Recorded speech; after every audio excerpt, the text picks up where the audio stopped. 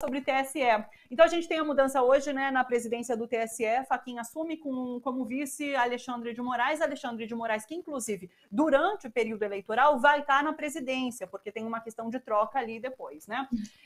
Bolsonaro disse que não vai fazer parte ali da cerimônia por uma questão de agenda, mas a gente até separou a agenda dele. Olha, a informação que eu tenho é de que a cerimônia vai acontecer às 7 horas da noite. Essa é a agenda de Jair Bolsonaro, ele só tem compromisso até às 4 horas, e ele alega ali problemas de agenda para não ir nessa posse. Bom, a gente sabe que tem muito mais coisa em relação a essa divergência Bolsonaro e TSE, né? E é sobre isso que eu queria, inclusive, que você falasse. Hoje eu vi uma análise de ministros do TSE e do STF no geral, né, estão falando demais, e isso acontece porque deve ter alguma coisa ali de investigações, lembrando que Alexandre de Moraes toca no STF nas investigações referentes a fake news e outras que tem Bolsonaro como alvo, e eles estão se pronunciando muito em relação a essa questão dos ataques às urnas eletrônicas, ao sistema eleitoral brasileiro, e desperta na gente até uma insegurança de tanto que eles falam nisso, né, batem nesse ponto. Como você está vendo todo esse cenário? Conta pra gente. Thalita, eu acho que você falou uma coisa, eu ia começar exatamente por esse aspecto, entende? Porque eu acho assim, claro que é importante em determinados momentos, a gente precisa da voz de autoridades serenas e sensatas, né? Mas eu acho, nesse caso específico, realmente é uma coisa que nos leva a uma reflexão. Por que que os 3 ministros mais envolvidos com a questão das investigações de fake news e tal, e envolvidos com a questão eleitoral, a preocupação da urna eletrônica, que são o ministro Barroso, Alexandre de Moraes e Fachin, por que eles têm falado tanto, né? Em geral, o que a gente espera é que autoridades nessa posição falem menos e ajam mais, né? Tudo bem, eles têm tomado medidas, o Barroso fez o acordo com as plataformas para combater fake news, desinformação durante a campanha eleitoral, né, para que elas moderem conteúdo e tudo mais. Ficou de fora o Telegram, que tem ignorado solenemente, né, uma determinação judicial do Alexandre de Moraes para retirar uma publicação mentirosa do Bolsonaro sobre urnas eletrônicas. Essa determinação do Alexandre de Moraes tem 6 meses. E estão ignorando também o convite do Barroso, que agora já não é mais o presidente, para discutir medidas de combate às fake news. E a Folha trouxe nesse fim de semana uma reportagem muito importante mostrando que o Telegram tem um representante legal, um escritório de advocacia representa o Telegram aqui no Brasil. Então, como é que as autoridades brasileiras não conseguem chegar no Telegram? Quer dizer, o Telegram vive numa espécie de clandestinidade aqui, fora do alcance das autoridades brasileiras, fora do alcance das leis brasileiras. Isso fere a soberania do Brasil, inclusive.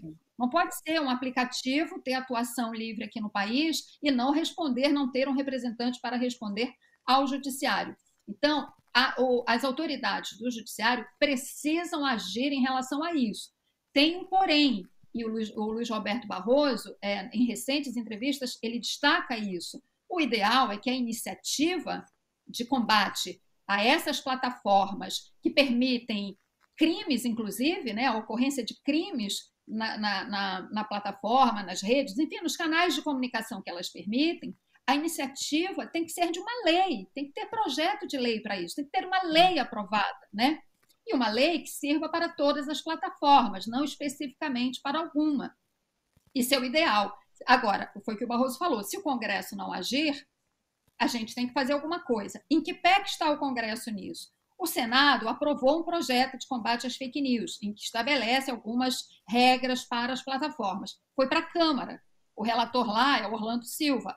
O projeto está ali, né? Anda, não anda, anda, volta. O Arthur Lira não tem nenhum interesse em fazer esse projeto andar e os bolsonaristas estão pressionando para que o projeto não preveja as sanções rigorosas, como, por exemplo, a possibilidade até de banimento de uma plataforma do país, caso ela não siga as leis do país.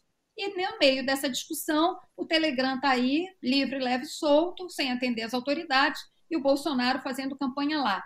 É importante dizer, é complexo você definir o tipo de controle sobre essas plataformas? Mas a Alemanha fez isso. A Alemanha chamou o Telegram e disse, acenou com a possibilidade de bloqueio. Diante disso, o Telegram tirou do ar 60 canais extremistas. Lembrando que o Telegram é o canal preferido do Estado Islâmico para planejar atentados terroristas. Então, é disso que se trata. Este é o perigo à nossa democracia e a nós brasileiros, né? Então, as autoridades têm que fazer alguma coisa, seja o legislativo, seja o judiciário, se o legislativo não agir.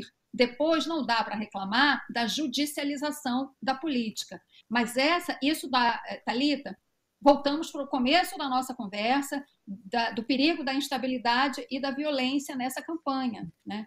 Se não se estabelecer algum tipo de controle sobre essas plataformas, né, seja com a cooperação dela, seja de outra forma, esse é mais um componente desse quadro de violência que me preocupa e que a gente conversou aqui sobre ele. Sim, você fala sobre o Estado Islâmico usar o Telegram. O bolsonarismo hoje no Brasil utiliza muito mais o Telegram, inclusive, do que o WhatsApp, nos moldes do que foi ali 2018, né? Então, de fato, é importantíssimo que a gente discuta isso, que o Telegram possa ser acionado para esses debates, essas conversas que estão sendo feitas pelo TSE, já que o Congresso não age com o PL da fake news, como você coloca. Cristina, foi um enorme prazer conversar com você, viu? Eu quero, inclusive, que você volte mais vezes para nos ajudar a acompanhar esse ano difícil que vai ser 2022. Olha, muito obrigada pela participação. Sempre que você quiser, e eu que agradeço. Foi super bacana conversar com você, Thalita. Obrigada. Muito obrigada. Um beijo para você e boa semana. Até. Obrigada. Essa é a Cristina Serra, jornalista e escritora, participando aqui com a gente, nos ajudando a entender esse cenário político complexo que a gente tem, né, nesse ano de 2022, ano importantíssimo, o ano mais importante desde a redemocratização aqui no Brasil, já que temos uma eleição em outubro que pode mudar os rumos do nosso país e da nossa sociedade.